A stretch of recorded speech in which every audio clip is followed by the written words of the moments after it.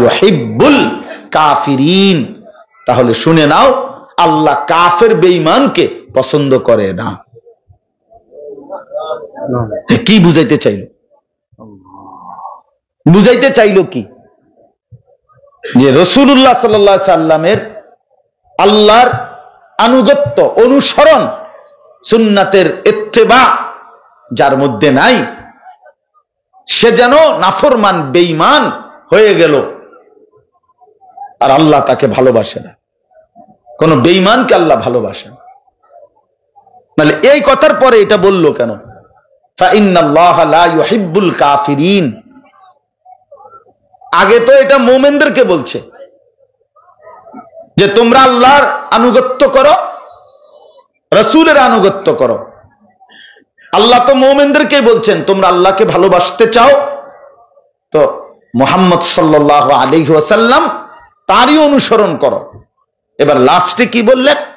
যদি বিমুখ হও, পৃষ্ঠ প্রদর্শন করো, মুখ ফিরিয়ে নাও, তাহলে এটাও শুনে নাও কোন কাফের, কোন বেঈমানকে আল্লাহ ভালোবাসে না।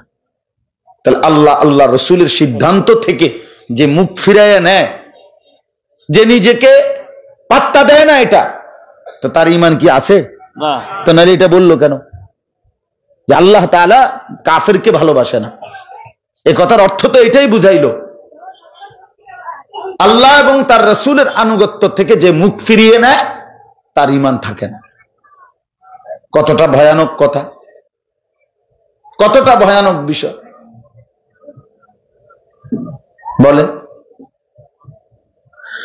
আমরা কিতাবে পড়ছি, ছাত্র জীবনেই পড়ছি, আহলে সুন্নাত ওয়াল জামাতের আকীদা হলো কোন মানুষ যদি আমাদের প্রিয় নবী সাল্লাল্লাহু আলাইহি ওয়াসাল্লাম 23 বছরে যা কিছু আল্লাহর পক্ষ থেকে নিয়ে এসেছেন তার কোনো একটি জাররা, বিন্দু, ছোট্ট হোক, ছোট একটা বিষয় হোক, এটা একটা মেসওয়াকের বিষয় হোক, এটা একটা নখ কাটার বিষয়, মনে করেন একটা ছোট্ট বিষয় কেউ যদি অস্বীকার করে তাইলে সে বেঈমান, কাফের। আর 2 নম্বর হলো আহলে সুন্নাত ওয়াল জামাতের আকীদা, এটা আমরা শরহে আকাইদের মধ্যেও পড়ছি।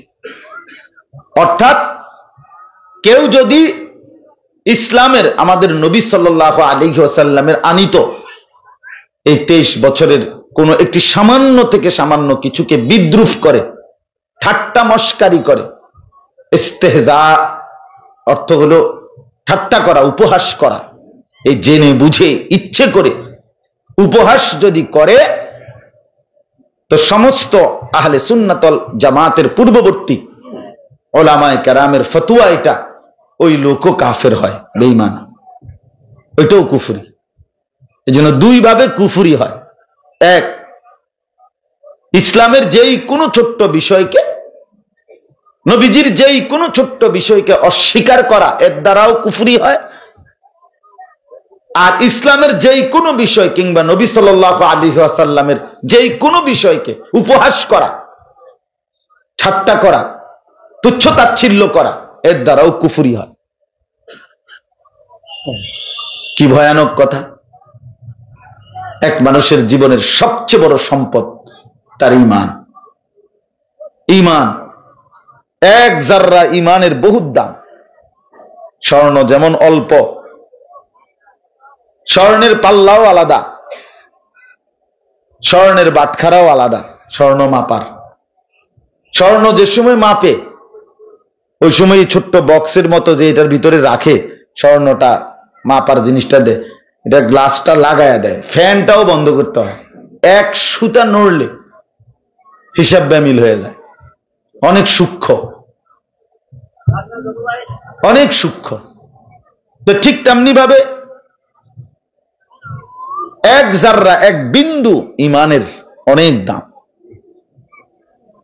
নবী সাল্লাল্লাহু আলাইহি ওয়াসাল্লাম হাদিসের মধ্যে ইরশাদ করেছেন, হাসরের ময়দানে আল্লাহ তাআলা সমস্ত জাহান্নামীদেরকে জাহান্নামে ফেলার পর বহু জাহান্নামীকে ধীরে ধীরে আবার তুলে জান্নাতেও আনবেন। এই আনতে আনতে শেষ আল্লাহ ফেরেশতাদেরকে এটাও বলবেন, আমার ওই বান্দাকেও জাহান্নাম থেকে তুলে আনো যার মধ্যে এক জাররা বিন্দু মিসকালু হাববাতিন মিন খারদালিন মিন ঈমান, সরিষার দানার চাইতেও সামান্য পরিমাণ ঈমান যার মধ্যে আছে, তাকেও জাহান্নাম থেকে বের করে নিয়ে আসো, তারও জান্নাত দিয়ে দাও, তারও জান্নাত দিয়ে দাও। 99টা গুনার খাতা হাদিসে আছে। একজন ব্যক্তির গুনাহের খাতা 99টা আমল নামা, এক একটা খাতা চোখের দৃষ্টি যায় যেটুকু, মাদ্দুল বাসার, এই দৃষ্টি যেটুকু পর্যন্ত যায় এইরকম প্রশস্ত বড়। একটা মানুষের চোখের দৃষ্টি অনেক দূর যায়, তো এইটা চওড়া চারদিকে স্কয়ার, এরকম প্রশস্ত এক একটা খাতা। তাহলে এইদিকে 10 টিকা খাতা নাকি? এই এত বড় 99টা খাতা গুনার খাতা। ওই ব্যক্তিকেও আল্লাহ নবী আরে আল্লাহ তাআলা হাসরের ময়দানে ডাক দিয়ে বলবেন, বান্দা দেখো তো এগুলো তোমার কিনা গুনাহ? বান্দা বলবে হ্যাঁ এগুলো আমার। এগুলোই তার আমল মিজানের পাল্লাতে একটাতে দেওয়া হবে, আর ওই পাল্লাতে নেকি দেওয়ার মতো কিচ্ছু নাই। আল্লাহ তাআলা বলবেন, বান্দা আমার কাছে তোমার একটা ছোট্ট আমানত আছে, তুমি এটা তোমার খালি পাল্লিটার মধ্যে দাও। আল্লাহ তাআলা কুদরতি হাতে ওই বান্দাকে এই ছোট্ট চিরকুট কাগজের টুকরার মধ্যে লিখিত কালেমা লা ইলাহা ইল্লাল্লাহর এই ঈমান, যেটা আল্লাহ তার নিছিল, যেটা তার ঈমান আল্লাহ হেফাজত করছে, এইটা তার হাতে তুলে দিবেন, দিয়ে বলবেন যাও এই ছোট্ট কাগজের চিরকুট এইটা খালি পাল্লাটার মধ্যে দাও। হাদিসে আছে স্পষ্ট, লোকটি তখন মনে মনে অবাক হয়ে বলবে, মা হাদিহিস সিজিল্লাত ওয়া মা হাদিহিল বিতাকা, হায় আল্লাহ এতগুলো লম্বা বড় বড় 99টা খাতার মোকাবেলায় এই সামান্য চিরকুটটা দিয়ে হবেটা কি? দিলেই কি লাভ হবে? তো আল্লাহ তাআলা বলবেন, লা যুলমাল ইয়াউম, আরে বান্দা তোমার উপরে জুলুম হবে না, তুমি দিয়েই দেখো। ফাতুদাউল বিতাকা, তখন ওই চিরকুটটা রাখা হবে, খালি পাল্লাটা। ফাতাশাতিস সিজিল্লাত ওয়া সাকুলাতিল বিতাকা, নবীজি বলেন সাথে সাথে সাথে সাথে ওই 99টা খাতার পাল্লি এটা উপরে উঠে যাবে, মানে হালকা হয়ে যাবে, আর এই কালেমার চিরকুটের কাগজটা দেওয়াতে এই পাল্লিটা ভারী হয়ে যাবে, মানে নিচে নিচে নেমে যাবে। এই লোক জান্নাতি হয়েছে। তাহলে ঈমান কত বড় সম্পদ, ঈমান কত বড় মুক্তির গ্যারান্টি। কোরআনুল কারীমের মধ্যে আল্লাহ তাআলা এবং রাসূলুল্লাহ সাল্লাল্লাহু আলাইহি ওয়াসাল্লাম হাদিসের মধ্যে স্পষ্ট এই কথা বলছেন, ঈমান বিহীন জান্নাতে যাওয়ার কোনো সুযোগ নেই। কোন বেঈমান, কোন কাফের, কোন মুশরিক, কোন নাফরমান, কোন বেঈমান, ঈমান ছাড়া ব্যক্তি সে যদি গোটা দুনিয়া 10-12 পাইয়া 10 বারই দান করে দেয়, এত বড় মহানুভব ব্যক্তি যে গোটা পৃথিবীটা সে দান করে দিছে, কিন্তু ঈমান নাই, তো কসম আল্লাহর, আখিরাতে পরকালে কবরে তার এই মহানুভবতার এই উত্তম গুণের কোনো মূল্য নেই। কারণ কি নাই? ঈমান। এজন্য ঈমান বড় সম্পদ, কালেমা বড় সম্পদ। দাওয়াত ও তাবলীগের সাথী যারা দেখবেন, ওনারা খুব বলে, দিন রাত বারবার বারবার বারবার ঈমানের কথা বলে, ঈমানের কথা, ঈমানের কথা বলে। মাখলুক কিছুই করে না, আল্লাহ করে, আল্লাহ করে, এইভাবে বারবার এই কথা দিলে বসাইতে চেষ্টা করে।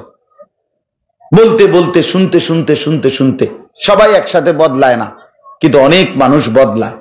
অনেক মানুষের ইয়াকিন হয় যে হ্যাঁ আসলে আল্লাহই করে, আল্লাহই দেয়, আল্লাহই খাওয়ায়, আল্লাহই পালে, আল্লাহ তাআলাই সুখ দেয়, আল্লাহ তাআলাই মুসিবত দেয়। অভাব আল্লাহরই ইচ্ছা, সচ্ছলতা আল্লাহরই ইচ্ছা। ইন্না রাব্বি ইয়াবসুতুর রিজকা লিমান ইয়াশা ওয়া ইয়াকদির। আল্লাহ তাআলা বলেন, নিশ্চয়ই নবী আপনি বলেন যে আমার মাওলা যাকে ইচ্ছে করেন রিজিক বাড়িয়ে দেন, যাকে ইচ্ছে করেন রিজিক কমিয়ে দেন। তা যাই হোক, কথাটা আমি এই কথাটা বুঝাইতে চাইছি যে রাসূলুল্লাহ সাল্লাল্লাহু আলাইহি ওয়াসাল্লামের অনুসরণ, ইত্তেবা, আনুগত্য, ইতাআত,